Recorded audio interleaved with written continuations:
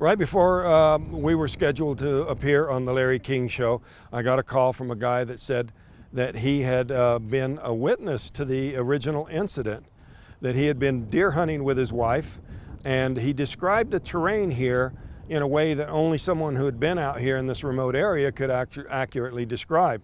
He described being on the ridge over here, deer hunting with his wife. He saw the glow of the craft, it caught their attention, and then they saw the blast of the beam when it hit me. And he said he had always regretted not coming forward at the time because the men were being accused of murder. But he went to his superiors, he was in the military at the time, and they said to stay out of it unless the men were indicted. So, he obeyed orders and didn't come forward. But he said even though he was divorced from his wife, that she would verify what they had seen.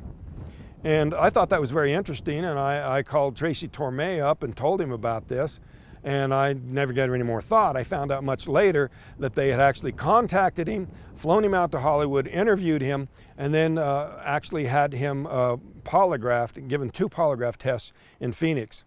And he passed a lie detector test saying that he was in military intelligence at the time and that he had seen the glow of the craft and the flash of the beam.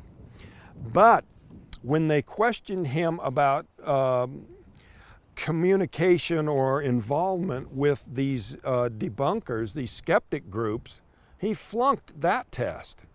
So that was very peculiar. At the time when he said he was in military intelligence, that didn't set off any particular alarm bells for me. I just thought, well, somebody in military intelligence would have a high degree of credibility. But, in retrospect, somebody